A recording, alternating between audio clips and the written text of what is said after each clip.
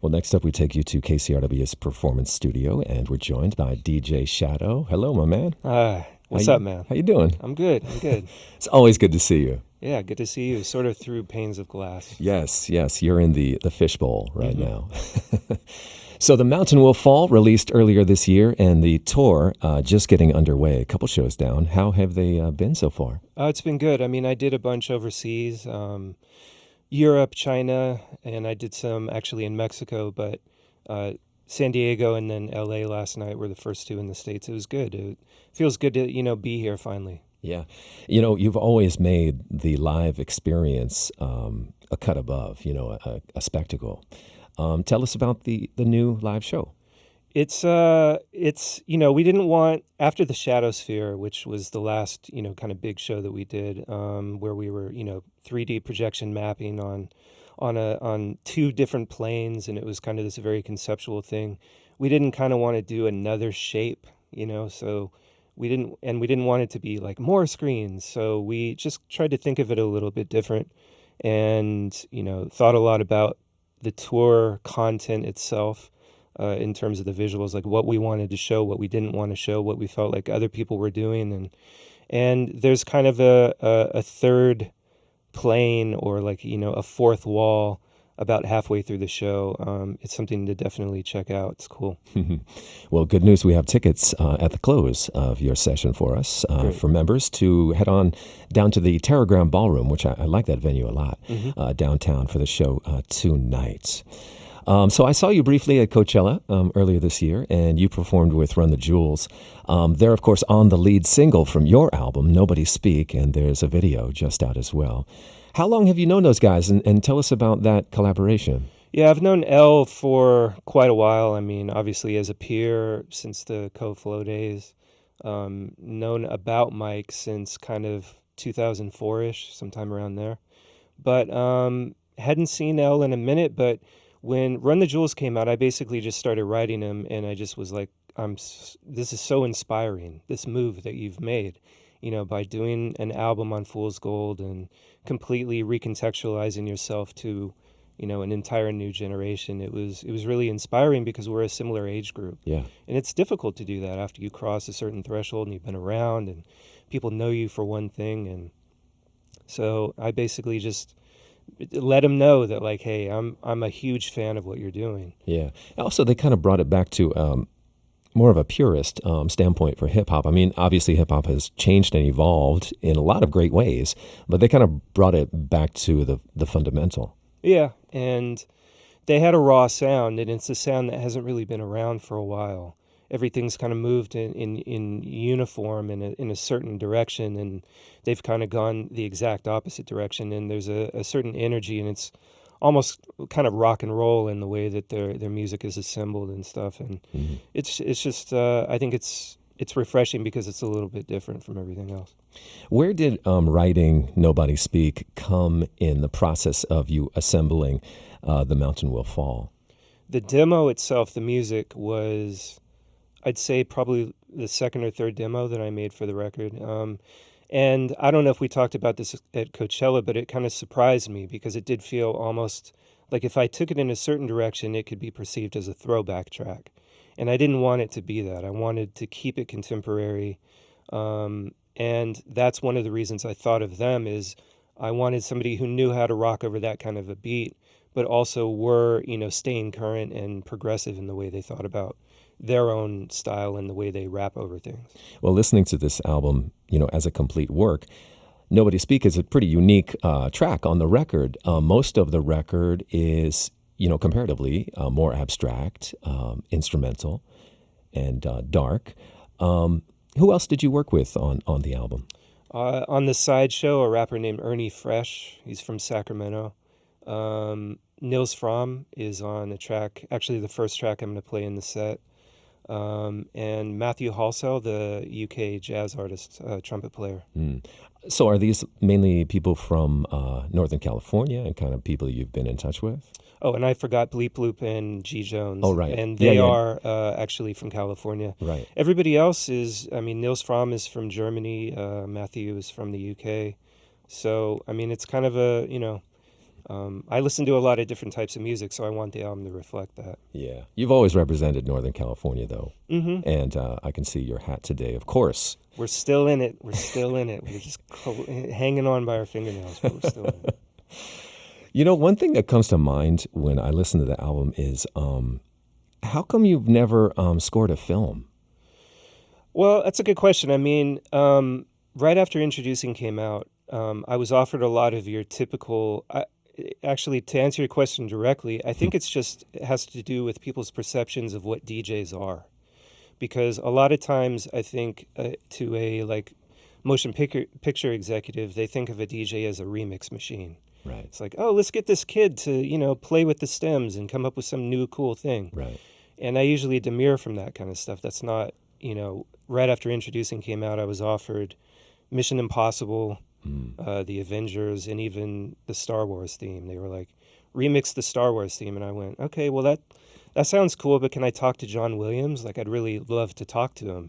And that's where it all fell apart because they were like, he wants to talk to somebody. I don't know. He's just, you know what I mean? We just want him to be a DJ. Well, it feels like your compositions, there's like a cinematic component to Sure, it, sure, So sure. I just want, that's why I think of that. Well, and to be honest, another reason where it often also kind of falls apart, I think, in the process, just from past experience, is lots of times the way films are made is that music is temped, and they will put a track of mine in from one of my albums as a placeholder in a scene, and they'll come to me and say, "We want something that feels like this."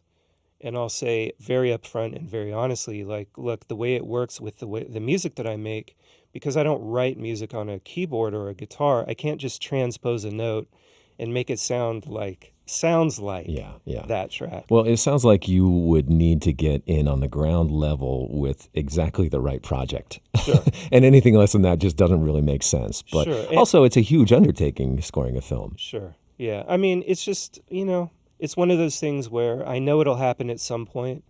It just has to be the right project. I mean, I did work on a movie called Dark Days, Yeah, I remember that. a documentary, and to be honest, if that was the only thing in my entire catalog that I ever scored, I'd be super proud of that because that movie's incredible, and it's not some, trash sequel. It's like, an incredible work of art. So, Mm. I mean, it's just, I think it's timing, it's luck, it's everything that, is the Yeah. magic, the intangibles The of this chemistry. industry that we're Yeah, in. Yeah. absolutely. Well, speaking of, great works of art, and you've mentioned it already a couple times, Introducing, 20 years. Yeah, 20 years, I know. Why do you think that album was so important and has been so enduring? Um, just speaking as a, kind of third party looking in, I think that it introduced a lot of people to, I mean, I remember when the album came out, it really resonated with people who didn't consider themselves hip hop fans. Mm. And I think they thought hip hop was one thing and they heard it and they went, "Oh, this could be hip hop too." And Mm. that's a double-edged sword in a way because obviously I want people to understand the roots of the music and understand, that it always has been this broad. I mean, from the moment people were, mixing Kraftwerk records with Sly and the Family Stone records, it's always been progressive. It's always been diverse musically, and the way rap music has been packaged over the decades since the birth of hip hop, that's kind of changed a lot. Yeah. But so I think a lot of people have called Introducing kind of a gateway album. Right. I mean, even down to the liner notes where I literally credit everybody who's ever influenced me. There is a special 20-year anniversary edition that's coming out, or has it come out yet? It's coming out in like a month. In a month. Tell us some details, because I heard some things about this. There's a whole companion remix record, but tell us about it. Yeah, when I was first approached by the label and, to commemorate the anniversary, I thought it should be commemorated. I mean, I'm not over romantic about my own back catalog or anything, but if you don't commemorate a 20-year anniversary for a record that meant a lot to a lot of people, I think you're just being you're protesting too much in a way. So I wanted to be involved. I wanted to do it, but I also wanted there to be a new element because I said up front that there wasn't a lot of B-sides sitting on the cutting room floor. Anything that could have been extracted from that session has been. And so I decided to A&R a remix album, and I reached out to heroes of mine, contemporary heroes from, back in the day. And it's everybody from Prince Paul to Hudson Mohawk to Clams Casino to, DJ Spin, Salva, a lot of awesome, amazing remixers. Well, that's got to be a great feeling, just sort of appreciating that you're appreciated. You know what I mean? Like people's responding to that, being enthusiastic. And it also really goes to show how influential you've been for a whole new school of producers. And you mentioned a couple with like Clams Casino and those guys. Yeah. These are people who grew up with your music, and you can hear the influence. I hear the influence a lot, actually. The other day I was playing, kind of random, but new Fantagram. And I was thinking, like, this sounds like Shadow to me. Yeah, I mean, I don't ever allow myself to think that. I always just assume it's a coincidence or whatever. But, I mean, I reached out. I was surprised, actually, in a few cases. Like, I had met Hudmo a few times through the years, and then I brought up the subject, and I just never assumed that he knew anything about my music. And he spoke so kind of passionately about it that I couldn't help but ask him to be involved. So yeah. Not to play favorites, but is there one remix we should listen out for that you really feel like, wow, this is great? Well, I am actually going to play a couple. Okay. I'm playing the Clams remix, and I'm playing the Hudmo remix. Okay, nice. I believe the Hudmo remix is kind of an exclusive, or a premiere, I should say. Nice. We love that. All right, well, we should get out the way, but I love talking with you and catching up. Absolutely. We've known each other for, I don't know, 25 years.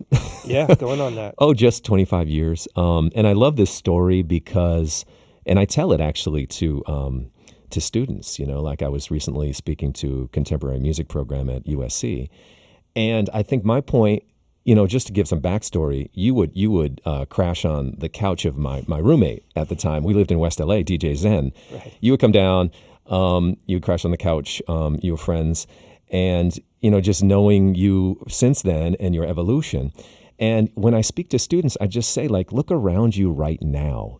You don't underestimate, that these people around you or yourself, can be the next visionary artist or festival promoter or, record label boss. And they are, yeah. And they will be, but they kind of don't realize it. And I want to give them that example of just like back in the day before we were thinking about anything. We were just doing what we loved. Well, and we, we're grown men and we consider ourselves professionals, but we were just clowns back then. Just like all the other kids walking around, you know what I mean? Yeah, we didn't have a clue, and we were passionate about, and we knew what we wanted to do, but we just, you have the resources that you have at the time.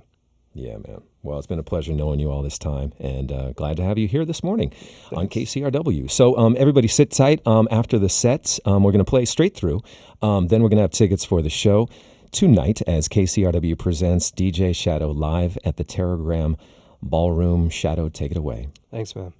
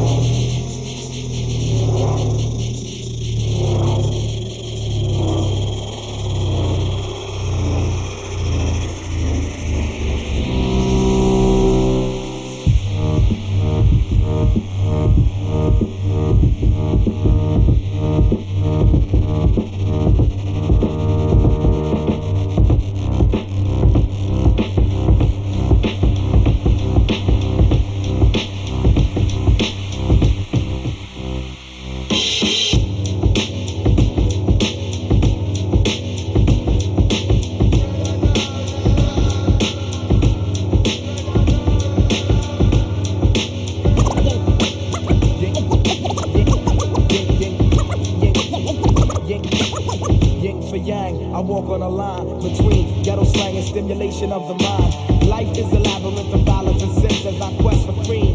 Through the steam so dense from the sense of me a puff, cause the tunnel is tough. Some lick shots with sound, some are bust from the cannon. Experts, original man, I'll examine. I am in fact lacking confusion as to what's real and what's illusion. I come from Philadelphia, health you never take for granted. It's hot as the equator in a cycle around the planet. Or abnormal, peering out of portals and demanding your soul. Who control the eight immortals but the number 7 in this continual maze where nights fight with days? Within my mind, never wine blaze. And some say I should change my ways, but it's hard to hear the phrase through the havoc and haze. Thoughts down will ever system never cease to exceller. Great is the great lab dweller. The mentals of the roots are beyond any computer. The judge, prosecutor, or the drug distributor. Respect to the ex-Lex Luger. My Malik be the intruder. Philip Fifth Dynasty's the future. And DJ Shadow is the producer. You're dealing with the ginseng roots. We get your renaissance looser. Remember me, the thought I represent essentially and mentally. Eventually you mention me as most high. My decibels are most fly. I come to paint your thoughts black. Yo, Shadow. Where's that?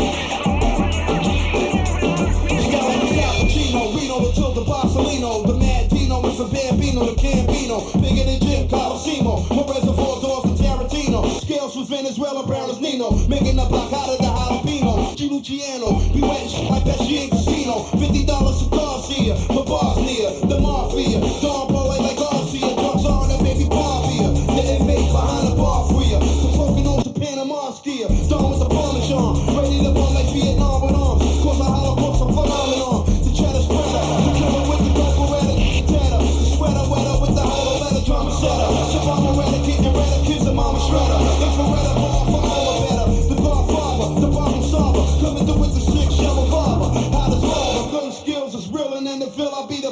Gangsta saga, the mother face carver.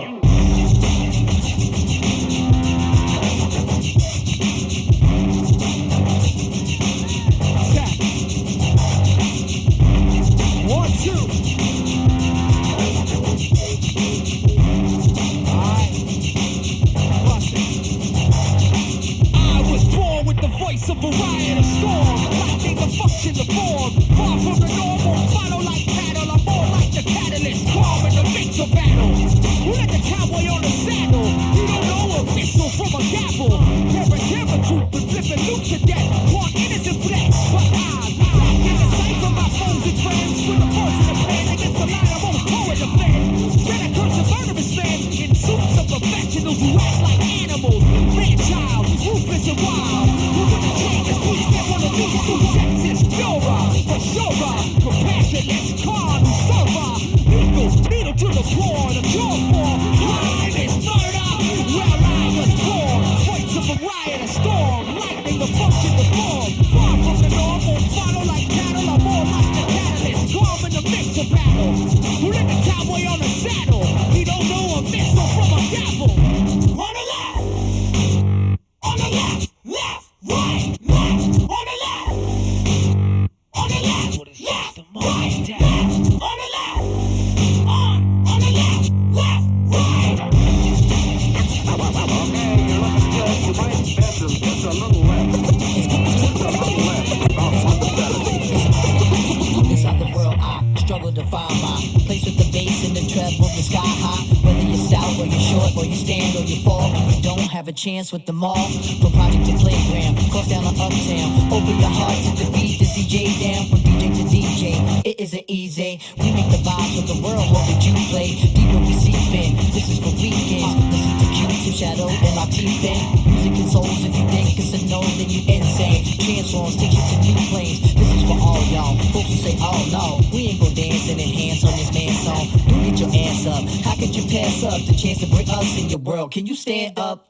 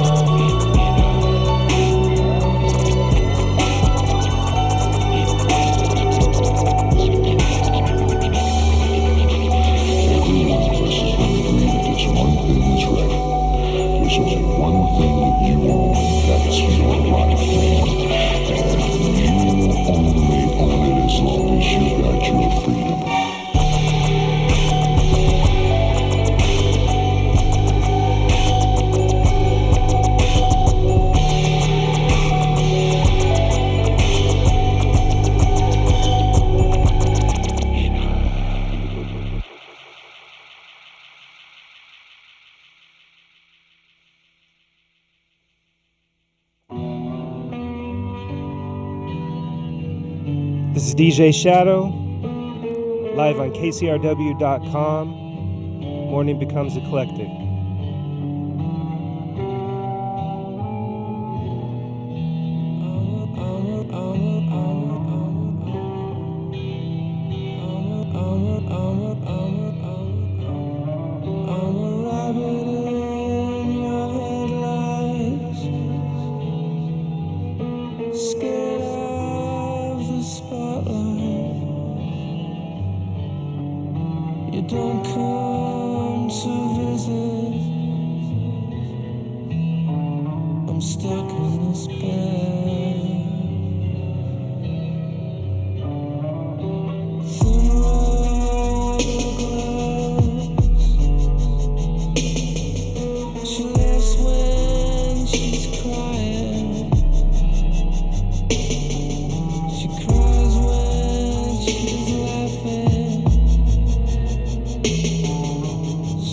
Baby's breath.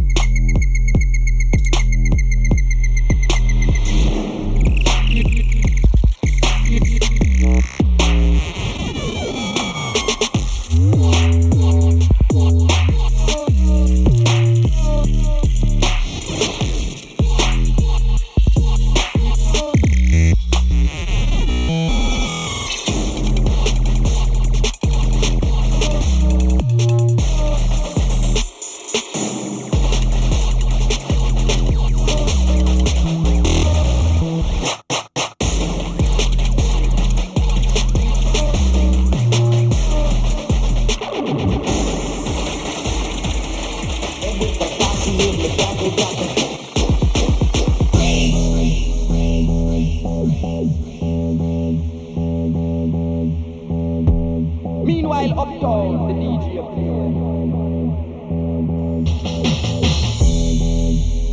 It's called Social Narcotics.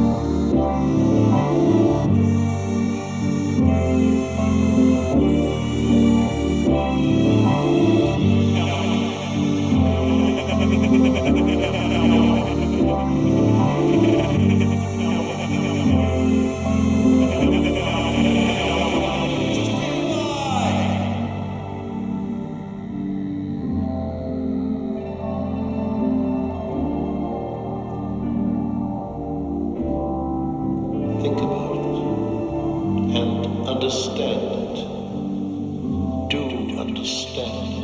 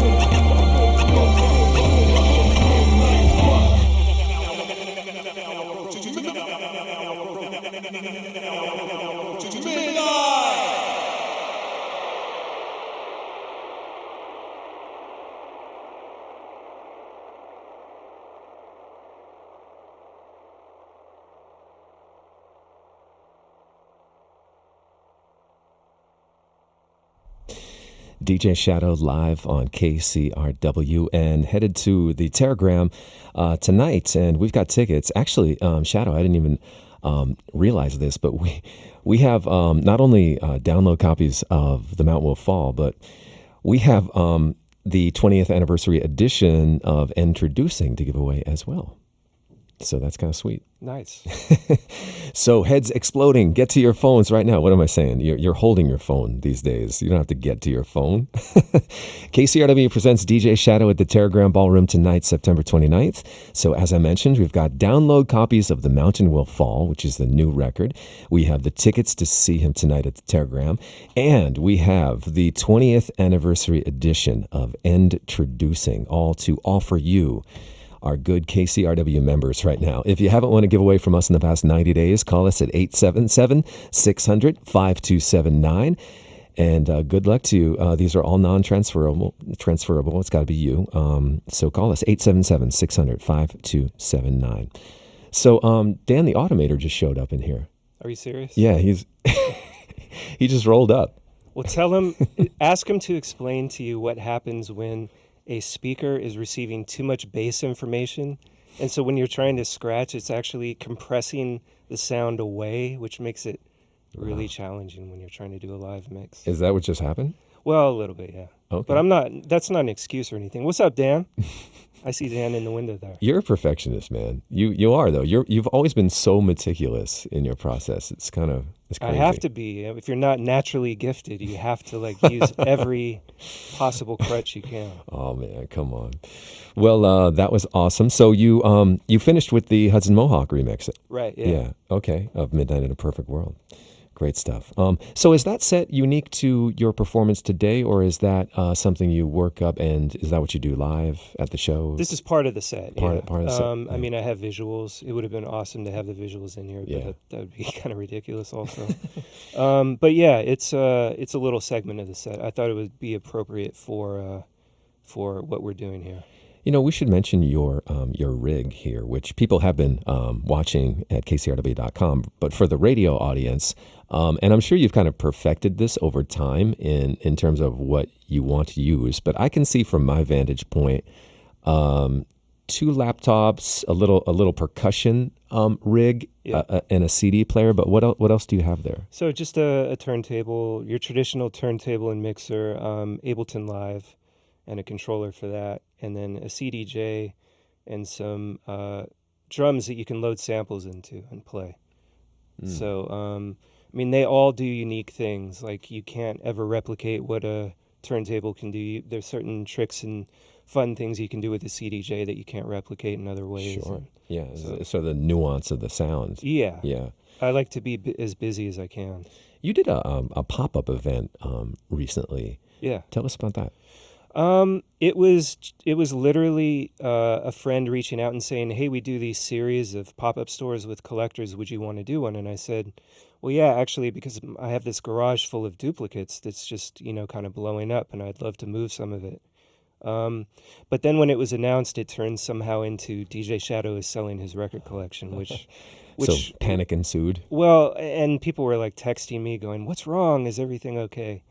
And so I just wanted to, it didn't really matter to me what people thought it was, but I just wanted to make sure nobody had any kind of like melancholy about it, because they were all duplicates. So I am curious about your record collection, though. How many records do you own? I have no idea.